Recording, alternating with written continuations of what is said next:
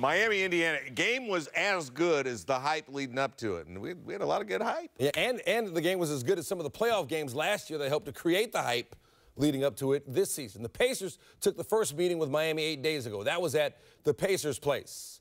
And then the scene shifted to South Florida for their second meeting. LeBron James on a gimpy ankle that kept him out of the morning shoot-around, but didn't keep him off Twitter. You see the tweets?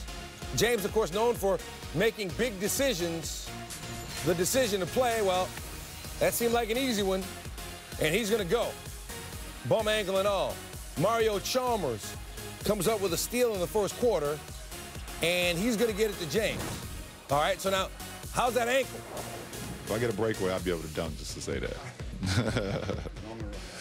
So, I don't know what type of dunk, but I'll be able to dunk. Well, he's got the breakaway, and that's a pretty nice dunk.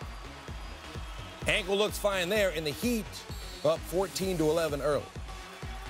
Third quarter now, some confusion between James and Mario Chalmers. Neither one picks up Paul George. He's wide open, and this is what happens when Paul George is wide open. He knocks down the triple, and the Pacers controlling the flow for much of the game. A few possessions later, Chalmers again leaves George open, and bang, bang, bang. Pacers up by 14. They're led by as many as 15. And James not happy on the bench, and he's getting at Chalmers. Then later in the third, James fired up, driving past Luis Scola. James had 24 in the game. Pacers gave up 50 points in the paint. Roy Hibbert in foul trouble for much of this game. He played only 23 minutes.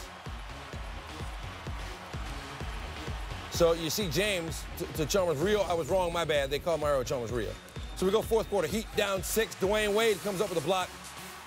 Vintage Wade. Season high 32. Always seemed to come up with a bucket when Miami needed one. The Heat down 82-78. David West always seemed to come up with a bucket when Indiana needed one. He hit all sorts of jumpers in this game. 23 points for West. So now the Heat trailing 92-85. There's 3:20 to go. Here they come. James to Chris Anderson.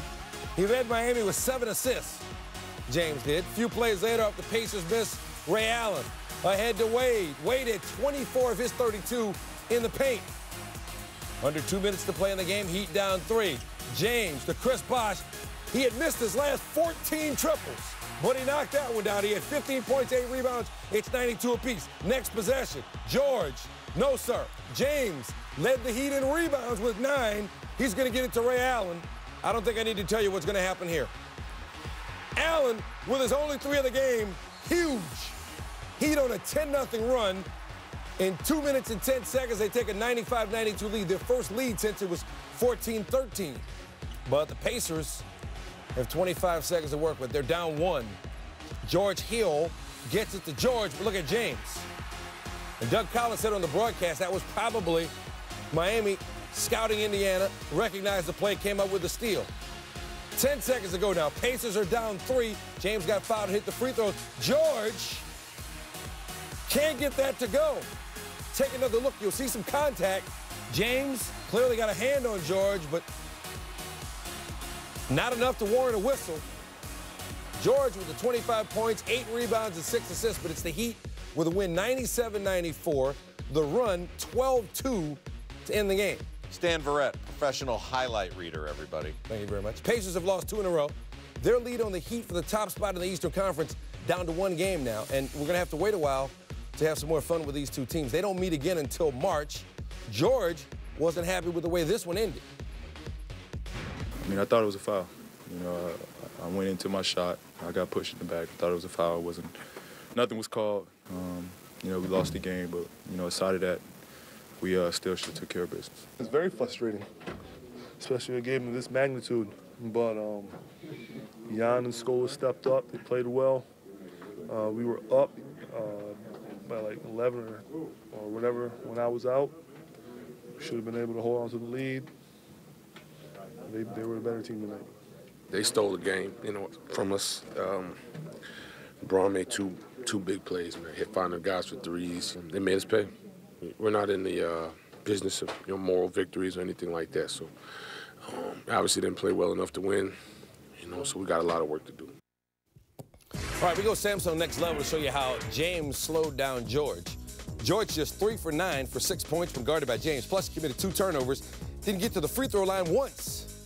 George had much more success against the other Heat players who defended him during the game. Now, when you win, it's all love, and that's exactly what James said about that little tiff with Chalmers. You know, it was a very emotional point in the game right there, and we both had our differences of what, you know, should have happened, but that's my little brother, man, and it's all family. You know, I was wrong, and, you know, I told him that, and we moved on. So, for me and Rio, we've been there before, and we were able just to get over it. You know, we don't want to lose, especially to the Pacers. And we try to work on something, get better each and every game, and that was just a couple of things we said. It was one of those breakthrough moments, not make it any bigger than it is, but it just felt like the Miami Heat. It just shows that we're a team who's been there before. And, you know, no matter what the score is, we always feel we have opportunity to win the game. And, you know, we're a grind team, and we grind it out. And that's the way we've been able to be successful, and that's the way we win games. It's not always pretty. It doesn't always go the way that people think it should go, but we find a way to win. It's actually kind of sad we don't play them for 3 months. You know, this is a really, really good thing, going against these guys that bring out the best in us. We try to bring out the best in them, and, you know, it was fun. It was fun the last 8 days while it lasted, and we get on with the rest of our season now. All right, so we've talked so much about home court advantage, and with these two teams, again, it's critical. Over the last 2 seasons, the home team has won all 5 of the regular season matchups and has been much more productive offensively. For more now, let's check in with our crew in Miami. 97-94, the final score. The Pacers lose by 3 points. One hot topic after the game, Paul George attempts a 3 to try to tie this thing up at the end of regulation. He didn't make it. He says LeBron James fouled him. Avery Johnson, your thoughts? From my vantage point, LeBron James played really good defense in that situation. Paul George was trying to draw the foul rather than make the three-point shot. And in those situations, when you're on the road playing against the 2-time defending world champions, you're probably not going to get that call. So in that situation, it had to be more of a blatant foul than, even if it was a ticky-tack foul, they're not going to call. Bottom line is, who cares? Paul George is an emerging superstar, but LeBron James is a superstar on his home court in a regular season game where the Indiana Pacers was talking smack coming into this game and lived up to it to some degree, but you're not getting that call against LeBron James. Paul George knows it. You got to put on your big boy pants and be ready to go. We know that he's a star. We know that he'll respond in kind when they meet again, but you're not getting this call. Nothing to whine about. It is what it is.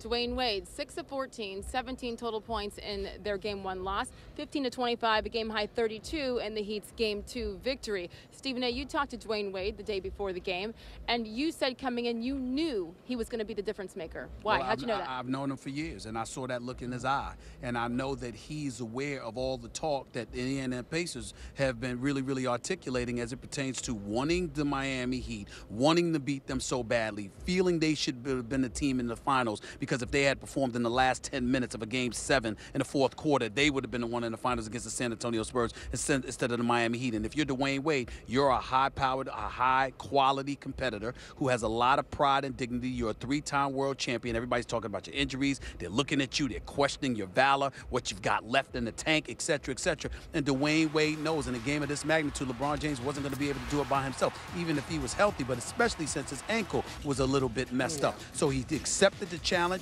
He embraced it, and he came out from opening tap, putting everybody on notice. Okay, last word for you, lying.